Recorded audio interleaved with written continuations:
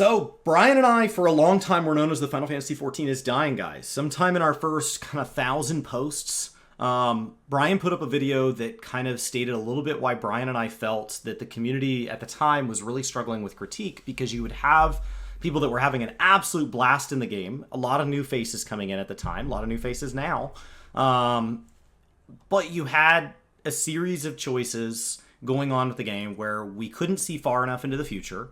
And so all we could see is that if we go into the future and things change, it could get better. If we go into the future and nothing changes, this could be a game that burns out veterans, burns out its player base. And if a game is something that, you only play for 2 or 3 years before quitting, and it can, eventually that's a problem, right? For individual people, for those people, the game dies off. Now, you may be able to bring people in faster than people exit, and so the total player base may be growing, but that doesn't mean that there's like healthy things going on underneath. And so a game can both be growing and be in a state that was referred to as dying. And Brian put up a nice big thumbnail at the time. Like one of the things we try to do with thumbnails is invite in the people that we want the video to be for. And so for people that felt that the game was nothing but positive, or for people that felt the game was nothing but trash, that was the goal. That's who this was for. I think there is a room for a middle ground where you can say, I love and adore something, but I critique it. And as we go into Endwalker, coming off of Shadowbringers, which has been one of the greatest MMO expansion experiences of my life, will likely remain that way. I could have a lot of great MMO expansion experiences and not be what Shadowbringers has been. I wanted to go back and rewatch this because I do think there are some unhealthy habits within the community. But overall, I feel the community is much stronger than it was back in 2018, which is when this was recorded. There was a moment 5 years ago that just blew me away. Yoshi P, the producer and director who took over Final Fantasy XIV in its failing state and then working hard to actually make 1.0 playable, while at the same time building out the future, and that future was a realm reborn. He took the stage. The emotion overwhelmed him. This was a man that I could believe in. This is a man I believe in. Now, with over 5 years' experience behind its rebirth and with each expansion and patch, this game feels more and more thin. And it's with looking at this game and talking with the community, I reluctantly make this video to try and answer the question, why is Final Fantasy XIV dying? I think that with all critiques, it's usually best to start by praising the game for all that it does right and all that I love about it. Plus, I find that it helps for anyone seeing this video's thumbnail and title. While not watching the first minute of this video and jumping to accuse me of not being a fan of this game or that I'm attacking this game needlessly. So to those viewers, I say welcome. I'm glad you're here. Please sound off in the comments below and let's have that conversation. I do want to get your feedback and your thoughts on this video, even if you haven't watched it. But let me just say that I love Final Fantasy XIV, and I've been with this game since the 1.0 beta, and I've been helping out new players even before then. If you don't know, I've created podcasts, I've created personalized guides for players, and I've covered the news and various other opinions about this game since this game was announced at E3. I'm a fan of Final Fantasy, and for the longest time, this game has been a source of great joy and wonder. Its fall and rise is nothing short of historic, and its focus on story and a world that pulls me in is beyond compare. The patch cycle is the best I've ever seen in an MMO, but now we're starting to see a shift, and it's with that patch cycle that I start to see some cracks. Which, that is still the case, right? There are still times that new players come in and they're overwhelmed. We have a pile of incredible content to get through, and it ends in Shadowbringers, which did not exist when this version of Brian hit record. And, it's an incredible amount of content, but when they get to the end and they ask a question, they ask why the UI is a certain way, they ask why a certain mechanic in the way a loot system works or a gearing system works is a certain way, there are times that we just kind of shrug.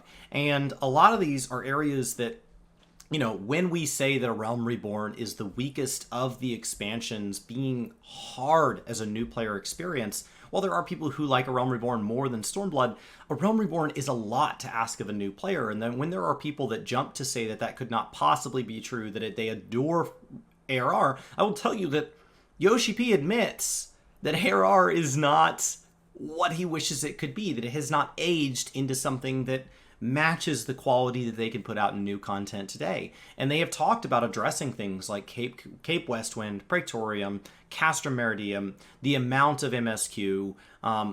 They've talked about addressing the way early loot systems are taught. They've talked about these things because they are aware that, if they had all of the technology and all of the resources and all of the experience of today back then, as well as all of the knowledge that they've gained along the way in things that work and in things that don't, A Realm Reborn might have told the exact same story, written by the exact same people, with all of the same characters, over the same story arc, but it could have been told a lot better in the pacing of combat versus cutscene, in the use of tools like voice acting.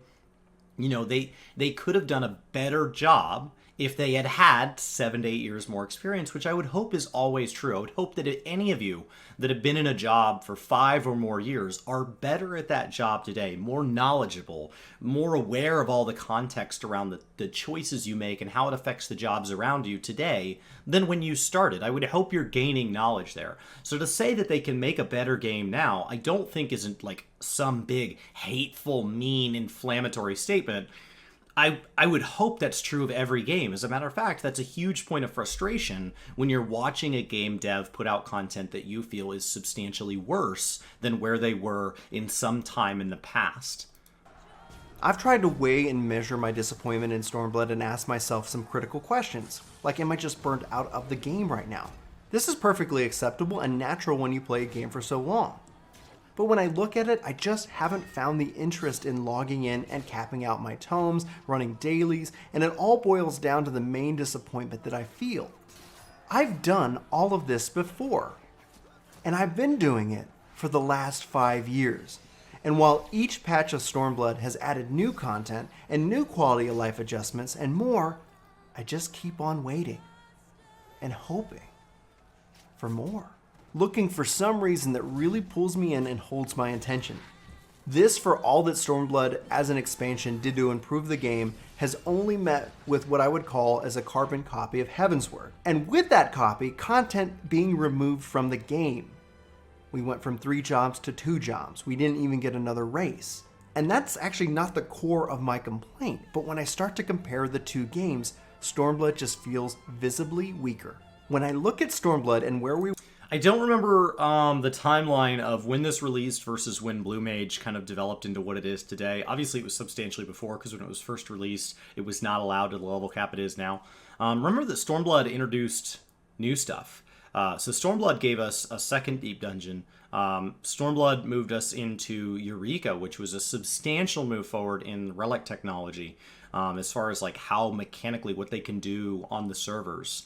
To spin up its own zone and give us Baldesian Arsenal, which may or may not have existed at the time he's talking here.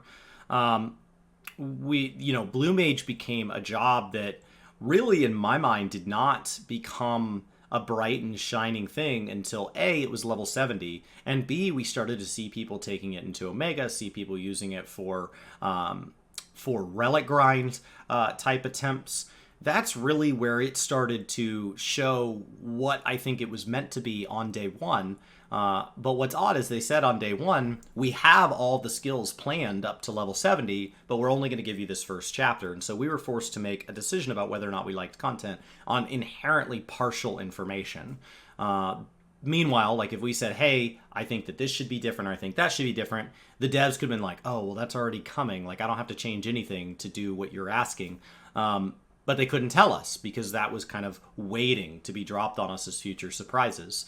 So I think there was a lot that Stormblood did looking back, especially narratively as we look at Stormblood, and for many it felt unfinished, but then the story of Stormblood in many ways started to be wrapped up through various things within Shadowbringers. that there were aspects of the story that were really left unfinished, and that aspects of A Realm Reborn, Heavensward, Stormblood, and even Shadowbringers are often left unfinished within Final Fantasy XIV, which is why 6.0 Endwalker saying it's going to close up a lot of those narrative loops is such a big deal, that they are going to kind of end the arc. We are going to make it to the other side of that rainbow, and we're going to see what's there as we go into 6.1 with new content. So we've known that for a little bit of time now. So we've gotten to enjoy the end of Shadowbringers, knowing that the end of Shadowbringers would be a cliffhanger, and being okay with that because we knew the finale was coming. So I think Shadowbringers was given a lot of information that Stormblood was not.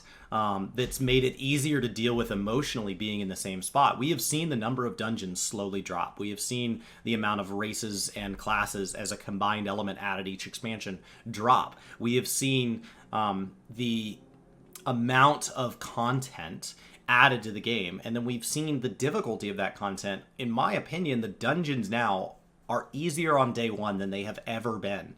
There's lots going on, but they're tuned very, very easy. We did not get a deep dungeon this expansion. We did not get a second ultimate this expansion. There were all sorts of things about this expansion that were less than perfect. And yet I noted at the top of this video, Shadowbringers is phenomenal. So there is still room to make a better expansion than Shadowbringers. It would just require near perfection, because even in the areas that Shadowbringers was weak, it was all in the name of doing something well. We, in my mind, cheapened a lot of what the crafting and gathering system offered before Shadowbringers in the name of quality of life. And yes, it does feel good in the short term. Now, what did we do instead? We added, with the active expert recipes and resplendent recipes and Skysteel tools, we added that grind back. We added a competitive aspect with the Ishgard Restoration race, where you could go get these special titles. So we added back content. We added fishing raids. We added content for these people, Diadem, on a scale that we've never had in the past. Not just a beast tribe, but an entire zone dedicated to crafters, an entire zone dedicated to gatherers. And so we added a ton of progression to those systems. We've simplified down a lot of these things, but it was in the name of inviting people in. So nothing was done where I cannot see a pro. It's just that some things were done where I can also see a con. This time when Heavensward, I ask, where is all the content? And to be fair, I have expectations for this game, and perhaps those expectations are wrong. Perhaps I'm wrong. But when we hear from Yoshi P and the majority of people talk about this game focusing on housing and glamour, both fine and good things to have in this game, I grow ever bored of what they offer in terms of content. Objection! But you're not running Savage content. You're not doing Eureka. You're not doing content A, B, C, D, X, Y, and Z. This is something that I've looked at and proposed my own ideas on what I would like to see them expand on. You can check out those videos via my State of Final Fantasy XIV playlist and let me know your thoughts there. But I do find this objection for the most part grounded and true. I am not doing this type of content. The reasons for me not doing this are varied with various life events that have happened over the past year. So I do think this could be a factor in my personal disappointment, but not for the rest of the community who finds this game lacking.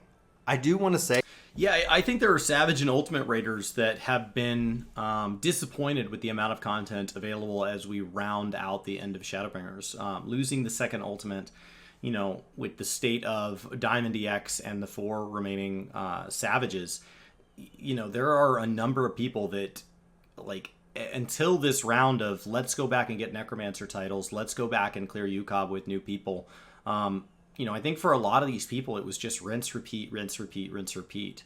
So I think that saying somebody should have to clear all the content to be allowed to say that there's not enough of the type of content they want to do is a little bit of a stretch.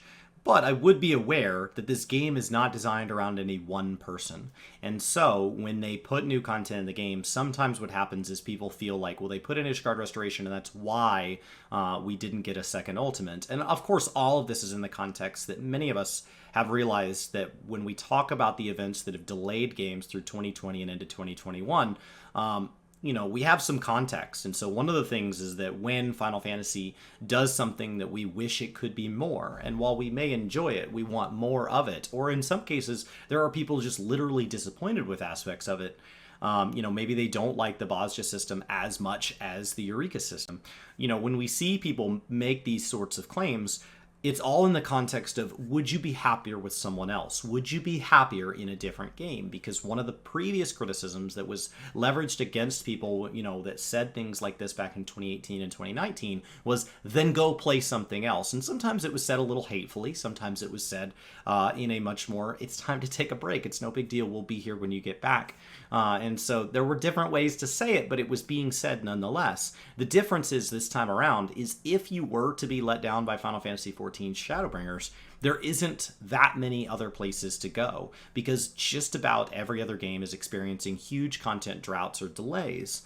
There are a handful that have done very well. There have, of course, been new titles this year, so those would be brand new to you. And systems like Game Pass are becoming fleshed out where, we're seeing a huge amount of content opened up at a very favorable dollar amount, so you have a ton available to you if you do want to take that break. And if you want to take a break, now's the time to do it. We've got Endwalker at the time of this filming, 9-10 weeks out, and it's a great time to go take a month or two off and come back, clean out your inventory, and be ready to go to the expansion bright, shiny, and new. And so I think that to say that a game requires you to try all of it to decide if you like any of it is a little faulty, right? You don't go to a buffet and say, hey, I don't like sweet potatoes, I'm just going to get some of the steak. Oh, the steak's kind of dry. And they're like, yeah, but how can you say the steak's dry if you didn't even try the sweet potatoes? Because it's dry. And so, to say that there's, you have an issue with some of the content, I think is fair. The difference between what he was saying then and what he was saying now is that relative to the content field, even though Shadowbringers has also continued the pattern of what old Brian is saying here, the difference is now is that relative to everybody else, Final Fantasy XIV is crushing it. Relative to their competition, it is very hard to leverage a complaint. Are they perfect? No. But given world events and given where they're at right now, it is hard to find fault in anything that Shadowbringers is doing, given context that this is designed for more than one game, and that we see an expansion coming that we have a lot of faith and trust in that will be very good. Obviously, if Endwalker comes out day one and we all universally agree that we don't like it, then we may regret just how little complaining we did here, in the hopes that maybe some of that complaining could have changed course, could have given them feedback they could have acted on. But to enjoy this moment for what it is, I think is also fair. And so I think there is, it's very hard to leverage criticism right now because the game is so healthy, because so many people are so happy. Now, a huge number of those are sprouts. And so what I will say is it's very, very, very easy to like a new game, and it's much harder to like something that you've been in for thousands of hours. And so sometimes it's hard to separate. If we have 100 sprouts, some of them at 5,000 hours will still love the game every bit as much as they did when they first started, in a different way, but every bit as much. Some of them will love the newness, and when the newness wears off and they realize that every single patch is just 2 new tomes and a new set of bosses that they knock down for the first time week 1, and then it's rinse and repeat on those, they may say, oh, so if I'm not interested in beast tribes or crafting or PvP or the side stories and things like that, or getting a relic, this game really doesn't have enough to keep me playing the amount of games that I play in a week. So I need to take breaks and come back from time to time when the content's built up, much like the cold side of a pillow. And that's fine. And it's hard to separate out of that total pile of 100 sprites how many are going to be people that stick with the game, how many are people that become intermittent players once they've caught up on the big bulk of their backlog, and then how many of them actually realize by the end, that was a really fun one-time experience. I think I'm going to go find something else. It's completely reasonable to be disappointed in a game that you haven't cleared 100% of the title. And also, a player doesn't need to be interested in all parts of the game to be able to be disappointed with the parts they are interested in. So that objection aside, here is why I think Final Fantasy XIV is dying. Number 5. The open world zones are big and beautiful, and once you're done with them, there is no reason to spend any time there. Eventually, they're going to add in beast tribes. So if we take this carbon copy into 5.0, these great, beautiful worlds, and then point 1, you get a beast tribe. Point 2, you get a beast tribe. Point 3, you get a beast tribe. Point 4, maybe something? We don't know. But those seem to be the only real reasons of going out into the world. And this fundamentally ties into some of these other objections, and I think something that is rotten at the core of the game, and it's that we let all of this content sit by the wayside. Number 4, systems that have gone untouched, unloved for whole expansion cycles and more. I'm looking at you, Grand and Free companies. There seems to be this overarching world and things that we would love to tie into and do. And yet, they're piecemealed, unloved. And I've talked about this at length of where I would love to see them take these different... So these are both still true. The previous one, that we don't use the open world. The zones that we got with Shadowbringers were phenomenally beautiful. Some of them have very iconic music or iconic, imagery or the locations of iconic moments within the story. But outside of, I find that the Pixie dailies are the ones that draw me out into the world the most. Gathering for crafting takes me out to do unspoiled nodes from time to time.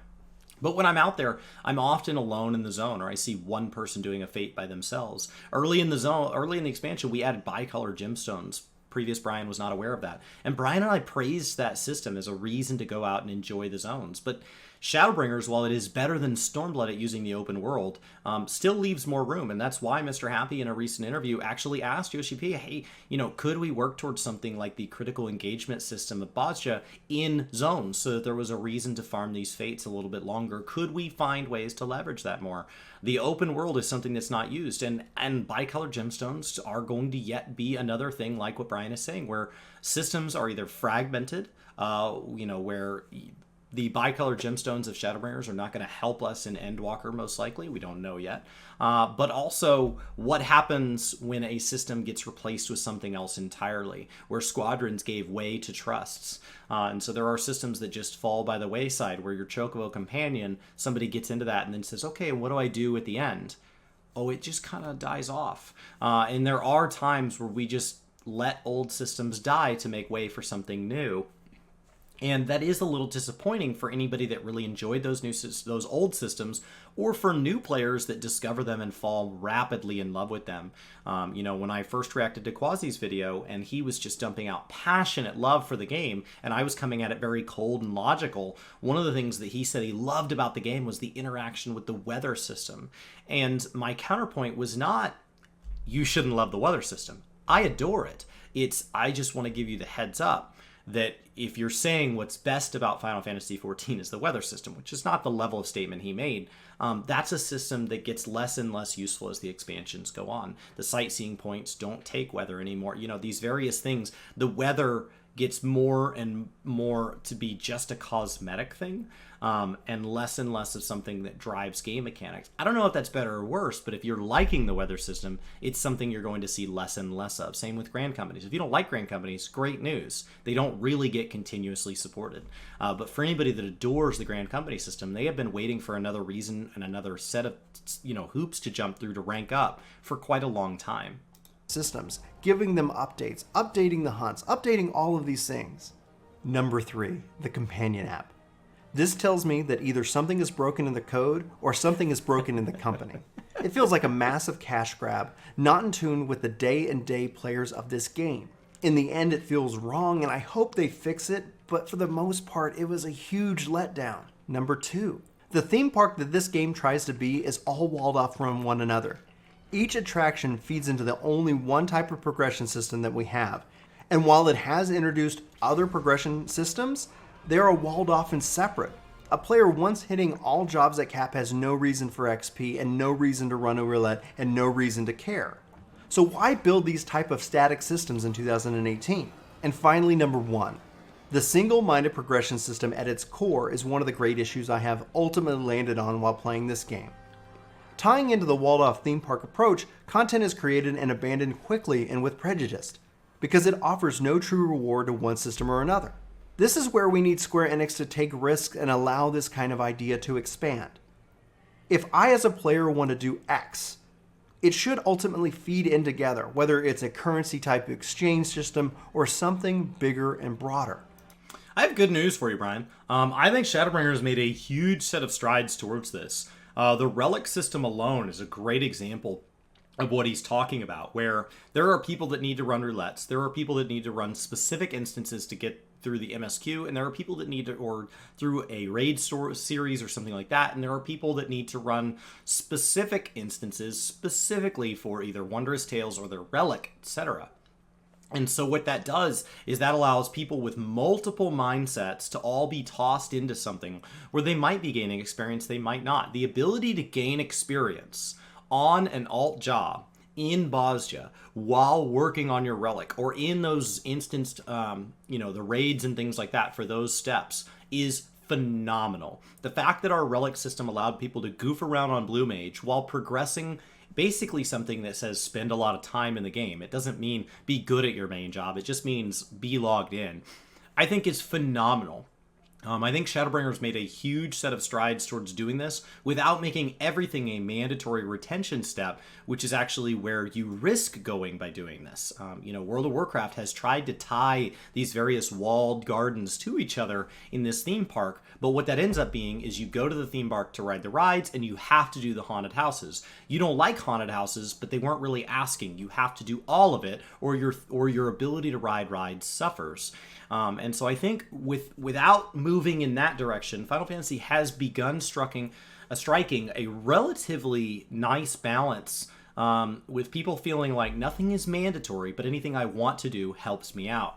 I think Eureka and I think Eureka had these, but definitely Bosja having like a kind of catch-up gear set for your alts or something that had a perk within those zones. I think in general, we've seen a number of things where it says, hey, I can get all your alt jobs up to like an acceptable gear level. Your main job can, of course, progress as high as you'd like. I think in general, they've done a really good job of this. And actually, I get concerned with people saying, if we add like a Savage 24-man or a hard 4-man mode, it could offer catch-up gear. Because the problem with catch-up gear is unless there was a time delay on it, it would become part of the world first race.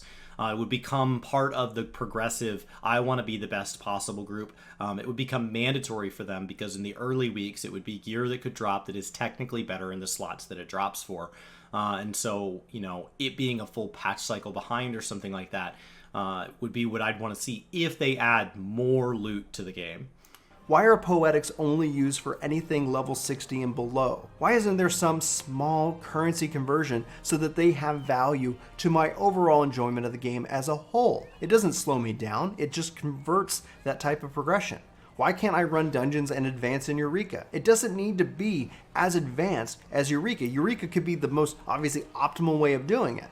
But as a player, if I want to run a roulette, I have to make that choice. And because everything still fundamentally funnels into the one gear progression system that this game has used for the last 5 years, at the end of the day, it just seems like, why not? What's the big deal? If I got 1/100, elemental experience by running a dungeon, who ultimately cares?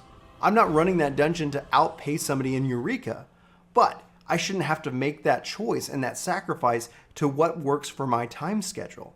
And maybe that's the only thing that works for me. Maybe I'm a type of player who doesn't have that ability to be able to participate in that content.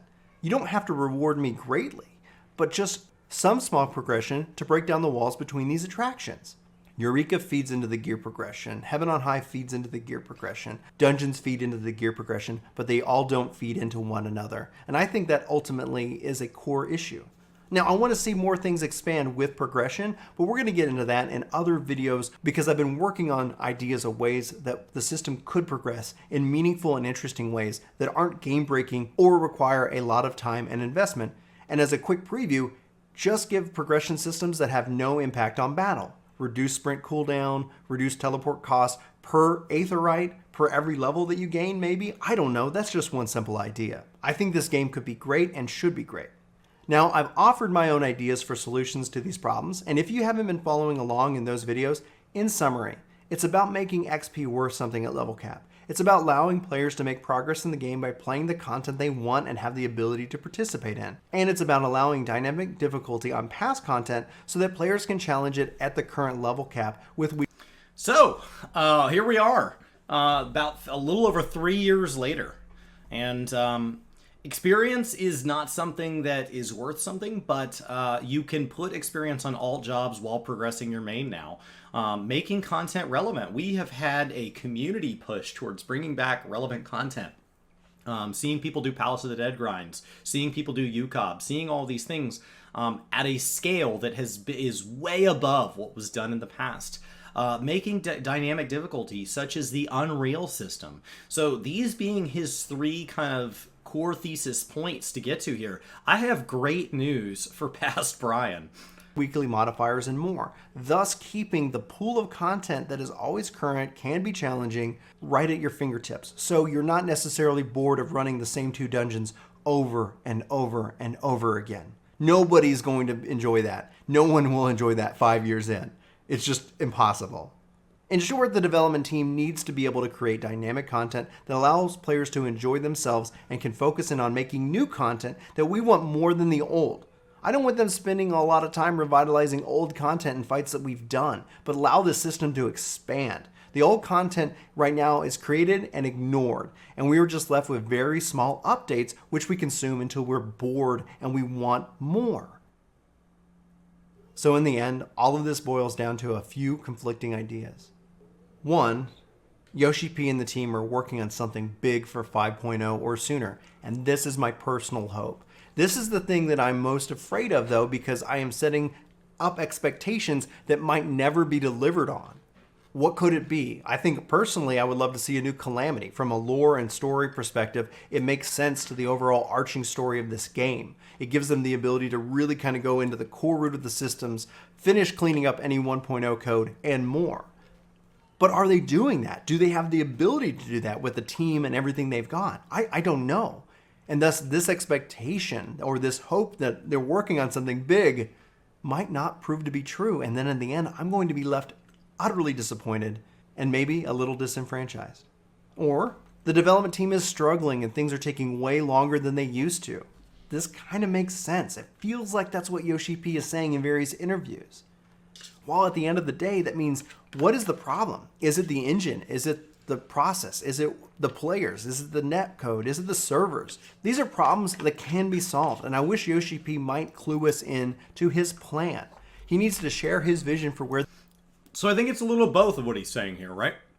And so I think, on one hand, he was planning something big for 5.0, and we got a lot of big things, and 6.0 looks to be even larger and more ambitious in what it takes on from both a system standpoint and a narrative one.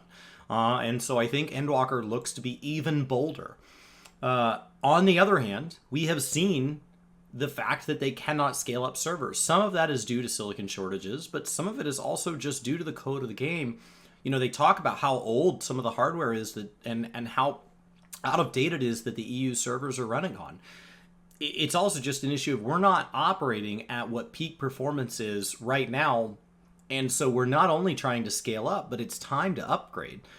So it can be both things where they were working on something big, they are working on something big, but also that there are occasionally times where their hands are tied by past decisions, or that weren't necessarily bad decisions at the time, but have aged in such a way where they're having to work around old code that was not designed for what they now want it to do. Where the game needs to be. That way I know what I'm waiting for. That way I know that they're working on something, even if they're struggling, even if they hit walls, that in the end it's going to be worth it, that they know what's happening. Because the worst option here is number 3, that the development team has lost touch with the market. This could read better as perhaps I've lost touch with the market. Maybe in the end I'm in the minority and players are really enjoying everything this game has to offer. Whatever the case, whatever the reason, I want more. No, I think that a number of people do not consider August of 2018 to be a healthier time than right now. So to say that he felt that way then, especially with how passionate Brian is, I mean, his fire has been relit to a ridiculous degree right now. I think that's valid. I think it's fair to say, hey, I was looking into the future. It was unknown, and that unknown was scary. Now we're here. We're 3 years further into the future, and we know a lot more, and there's still an unknown that we're looking into. We're very optimistic and hopeful towards it. I think overall, a lot of these concerns were valid. And as we look back, when a game is in a state where it's producing less content, that it's not doing a good job of using its legacy content, and that it seems to be struggling to put out new content, there's some concerns there. And when those happen, the thing that Final Fantasy has done is they have been incredibly open and transparent, communicating with us over the last 3 years of everything that is going on that they'd like to tell us, things that they don't want to yet tell us, but more importantly, willing to be open and honest when something is a problem and it's not working out as intended. They're not just trying to, spit shine it and sell it to us as, well, what you really wanted was less dungeons. They're telling us, hey, we didn't want to delay Ultimate. We had to delay Ultimate. But when we looked at the big picture, here was the factors that we had to think for, and while you may not agree with what we prioritized, here was the thought process with which we made our decision and what we've decided moving forward. And that gave us the ability to process that and say, while I may not agree with you in all things, I at least understand where you're coming from. And to put that on the counter side, what Brian is saying the outcomes are is that A, they're working on something big, B, they're becoming tied up in old systems and their hands are tied, there's nothing they can do, or C, they just don't care anymore. And if you take those three same concerns and you use those to sum up what a player might feel when they look into the unknown, and we move that over to World of Warcraft, and you say, they're working on something big? No, they're not. We thought Shadowlands was that thing and it's been light. Their hands are tied by previous content. Maybe. They seem to have lost touch with their player base. And that one rings incredibly true right now. That for some reason, even if they want to listen to their player base, even if they want to care and make a game their player base wants to play, they don't seem to have the ability to process what players are asking for and put it into the game in a measurable way. And so those three concerns are valid. It's just that within Final Fantasy, they got addressed. And so we saw Shadowbringers move us to something that wildly changed. Shadowbringers changed a lot of people's kind of how they engaged with the game over Stormblood, and Endwalker at least looks to maybe be doing that in a way that fixes a lot of the complaints towards Shadowbringers. Shadowbringers has not been without complaint. There are people that adored the near 24-man raids, but there are also people that did not. Next expansion, we are moving to Myths of the Realm, and that looks like it will better satisfy the people who play Final Fantasy XIV by not making it a crossover event. So you're not splitting it between the people that like that it was a crossover and people that don't. No, it's going to be 14 original content. Narratively, we're saying, hey, it gets hard to continue inventing the next big bad over and over and over. And every expansion I end by basically slaying a god and the next expansion dying to a sheep. And I don't want to do that anymore. That's fine. With Endwalker, we're going to wrap the story up and it will make sense that your character carries on into something new in 6.1. We're seeing these kind of concerns, these cracks in the armor around otherwise a phenomenal expansion, and we're seeing those addressed with Endwalker, which has made Shadowbringers really easy to hold up as a big shining gem, because while it is not perfect, any of the areas we have a complaint with Shadowbringers, we say, man, I really don't like that it had a deep dungeon. Well, they said they're considering a deep dungeon next expansion. Man, I really don't like, and insert any number of reasons, and there is immediately a counterpoint, because A, they've been transparent with us, they've told us what the counterpoint is, so we're informed, which gives us the ability to defend the game from one another. So when you're having a particular day, or I'm having a particularly bad day, the other one can remind us, hey, they already told us, they already answered your concern. So they've been really transparent. And B, they've listened. And so with that transparency, there are a ton of things where they said, no, we had no idea you guys wanted a deep dungeon that much in Shadowbringers. So let's see if we can get one in Endwalker. It's not been confirmed at this point, but they have said that they're going to make an effort to make a deep dungeon in there. They've come in and they've acknowledged in those statements where even if they're going to do something that we don't agree with, they say, hey, I at least hear that you guys want to go this way. Here's why we're going the other way. And I think that's made it a lot easier for Shadowbringers to be something where the handful of things that we wish were better or different, it's very easy to process those because they've made it very easy to process those, which means we get to spend the majority of our time focusing on all the things that Shadowbringers has done incredibly well. More for Final Fantasy XIV.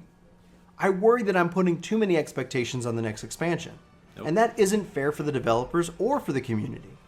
It is my profound hope that whatever the reason, issue, or plan, that Yoshi P can show us his vision for the game for the next 5 years and beyond. Now, with that, I'm going to take my leave. Let me know what you're thinking in the comments below, and let's have that conversation. If you've made it this far into the video, let me thank you personally for hanging out while I express my frustration with 14. I think it can and will get better. I think it has to. I hope that it happens sooner rather than later, and I'll be sure to update you all when and if it happens. With that, my name is Brian and this is Work to Game. I wish you all the best, and I'll talk to you soon. Take care. Cool. Well, that's old school Work to Game. That's a video that we got known for as Final Fantasy XIV haters for a long time because people clearly didn't stay the full first 60 seconds before making up their mind. That video released in August. We went to the media tour in August of 2018. We went to the media tour like a year later, I guess is what that was. 2019? That sounds right. And so, there was frustration that for that, basically that whole next year after this video went live, Brian and I got known as Final Fantasy XIV haters, and that's not it at all. We are at this point between our 4 main channels, we are over 3,500 posts in, with the vast majority of those being about Final Fantasy XIV. I don't know how else to read that action other than loving the game. Somebody that hates the game cannot hate post 3,500 times. I've never seen it done.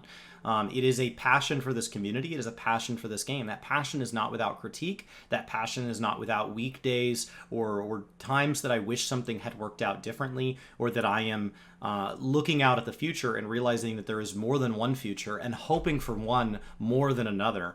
And so, is Final Fantasy XIV something that can be unhealthy for some people? Yes, it absolutely is. Are a lot of the concerns that Brian is talking about here addressed? Yes, they are. Are all of them? No. We still see systems get dropped. We still see spaghetti code. We still see a new player experience that could be a lot better. There are a number of things that over the last year have not been addressed over the last 3 years since he posted this, but I would say the majority of them have at least been tackled in a statement, if not in game. Maybe not completely, but at least the beginnings of them are working on it. And I don't think expecting overnight success is a fair expectation. So I think the fact that they're being addressed in statements and at least minor actions tells us that things have gotten better and will continue to get better. And it makes me incredibly hopeful for Endwalker.